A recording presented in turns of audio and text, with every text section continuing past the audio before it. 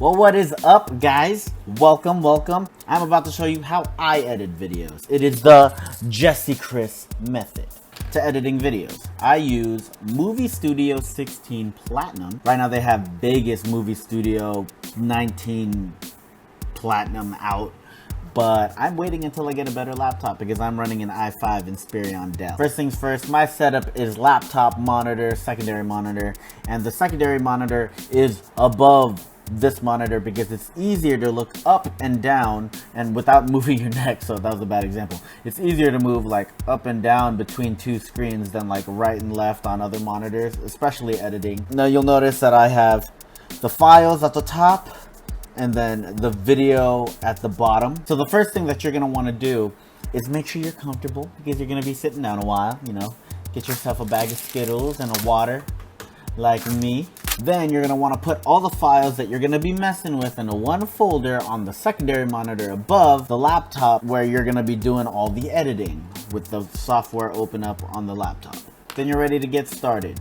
And I'm gonna treat it like this is your first time editing, so yeah. So the first thing you want to do is make sure that once you open the program, you're not starting like completely fresh every time. Like I have a logo, and I animated the logo. I'll get to that in a different video, but I have an animated logo and all that stuff, and then I have it preset in majority of my things, which I'm about to show you. So basically what I'm saying, the first thing you do when you open the program is create templates. Okay, so like right here, I have picture-in-picture, text, and video, but then that's the default setting of the program. I don't use that. I don't always use picture-in-picture. I don't always use text. So I, delete these. If you just want the bare minimum, have your, ooh, I just made a copy, oops. If you want the bare minimum, just have it like this. Have it set up with video and music, or video and audio, whatever, you can rename it. And then save this as basic, like your basic template in a folder. Yeah, my folders go like so. I have dance class temp, IG tag temp, multi-class online for when I teach Zoom classes because of COVID, and then individual edits where I sync music edit where I don't have any video. I edit music on here too because I realized that my music editing program is integrated in this. And then here we go, I have my vanilla super basic temp, which is the one I just told you. So make sure you play around with that, and then you can even play around with the different settings of each different video effect that you have, like chroma key for all those effects too before you start going into it. I actually use all my After Effects stuff, or it's supposed to be After Effects stuff. With this program, it's just green screened everything because I found a website called productioncrate.com. Shout out to you guys because you guys provide a bunch of green screen effects that I use all the time in my videos. Again, we'll get to that when we do creating a logo video, which will be in the future. Comment if you really want me to make that video now. If you're wondering what equipment I use, right now I'm being recorded by my GoPro 7 White. To record my classes, I use the GoPro Session. I don't think they make these anymore, but it's just a quick and easy to go. I use the Smart Tree monopod where it extends. It has a little base, tripod base that you put it on, and it stands, can fit my backpack really easy. Obviously the bottom comes off, so it also helps for storage. For audio, I'm using my iPhone 10 to record even the audio right now for this video. And I have a Belkin adapter so that I can charge my phone while I have the headphones in. I also have an old school iTouch to record audio when I'm using my phone to record further. And then I have an old school auxiliary iPhone 6 headphones for both this and my iTouch to record audio. But the iTouch, I actually cut off the top and put like a little clip on it so that I can use it as a lapel. Ghetto, I know, but it works. Okay, so let me introduce you to my template. So I have the videos on the second monitor that you guys can't see. I can just drag this up here, so you guys can see. See, I have it on here on my second monitor. Bring it back down. Let's go to my main template here, which is my dance temp online. It's not really online. I don't know why that's labeled that way, but I just know that that's the right template. So that template here, notice here I have all my studios that I work at. The logos prep. See how it's like black right now?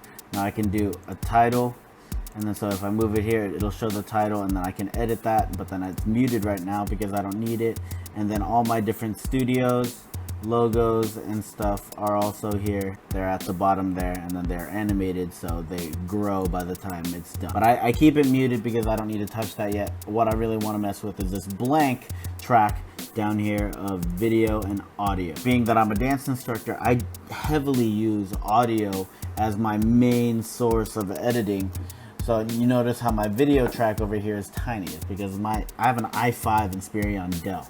So I'm not looking at the qualities of the video just yet. I wait to match up audio, and then I do that later. So this is basically the structure that I would use. So if I have multiple groups, like I do here, like let's say I have these 3 groups, right? They load up, and then I can see where I play the song on the audio. And this button down here, the toggle this, the auto ripple, very huge button. This is a good button to use because right now auto ripple's on. So everything's kind of, I like to call sticky, so that they kind of stick together, and then when you delete a section, it moves everything out of the way. So if I were to delete even this section here, it'll meld it together right away. Now you can do that, or you could toggle auto ripple off, and then when you edit, things don't move. They actually blend into each other and they're free to move.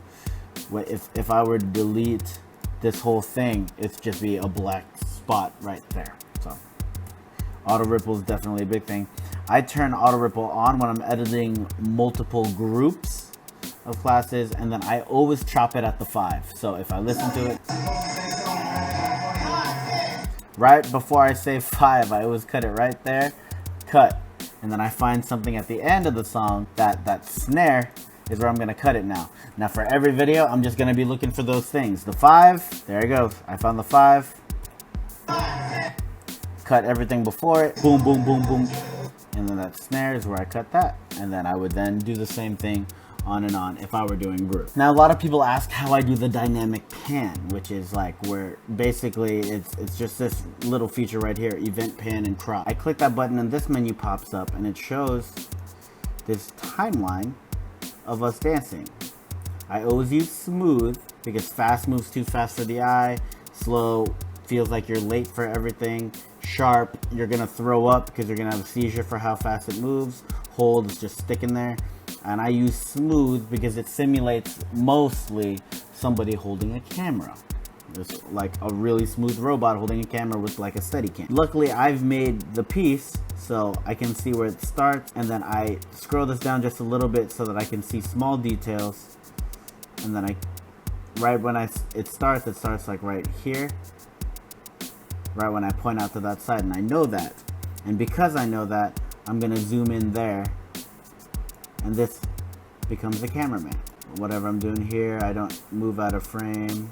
I know that the bass is gonna hit here, so I would like then copy this one and then also put it where that bass is about to stop, right here, and then boom, I want to make it big there, and then from that point on just move it over here, and then when we dance this much I move over here. Okay, this is just a basic example. So then when you go back and you play it back in the corner, it's all there.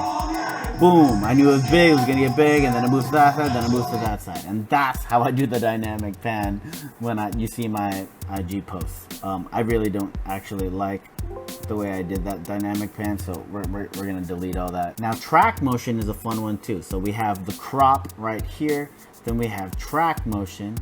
This grabs the whole track, so everything on this track, it treats it as this whole like little block, and then you can move this little block however you please. You can see the preview slightly there over on the right side. If I grab this, I make it small, it makes it small within that. And then I can move it up here because I'm gonna mix this up with the two dancers that took this class at home. I also noticed that me and Vanessa are very far from each other in this, so actually I'm gonna make this small here. Oh, Vanessa almost goes out of frame here. Oh, but she doesn't. So we'll keep, oh, she does towards the end. I'll recenter it by this point so that she stays in frame all the way till the end of the dance. Yay. In frame. And it works out, we look closer. That was the whole point of that. Okay, now using track motion, I'm gonna need 2 other people took it online, so I'm gonna need an audio track. I'm just gonna need 1 audio track and 2 video tracks. So I know that my video started on the 5, 6, 7, 8. So when I put this person, Jose, I'll listen in. I know he starts on the 1.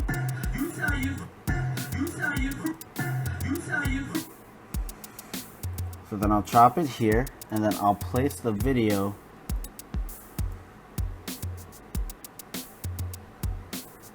starting on the 1. 1. Same concept, same spot, matching the audio, and we're at 1.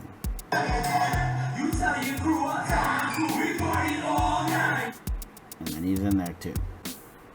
This is a very abstract way of doing it, but then I'm gonna do it anyways. But what I can do is I can be creative with this, and then now I have my animated logo, which is in this bottom left corner here. I can move that to here, so that by the time it gets to this point, it's expanded and it shows Jesicris.com there, which works out for me. And then this was at Infused Dance Studio, so I'm gonna then take this track and move it up to here. Let's make it even bigger. So big Infused over here in that corner. Let's make my logo a little bit bigger because that's a little too much empty space for my blood. Then I have this one up here, which is my normal dance class footage. This and that. I can edit this.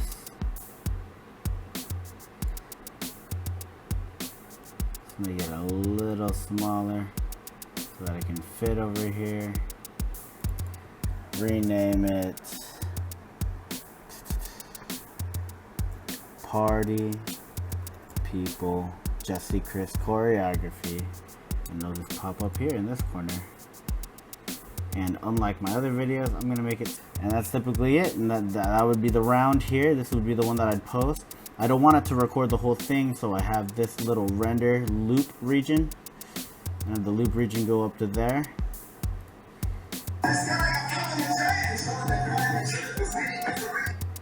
And that's basically where it stops there.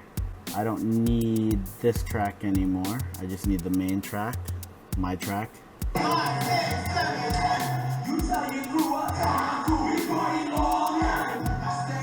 And then it all goes perfectly. So then yeah, I'm gonna fade these guys in just to make it look pretty, and this video is done. And I think I covered all the main things, how I edit by editing my dance video. I'll do animated logos in a different video, but for the most part, that's that. Enjoy that video, like only if you mean it, subscribe only if you mean it, and I'll be posting more once a week, every Tuesday at 9:15 p.m. Check out my videos. Peace.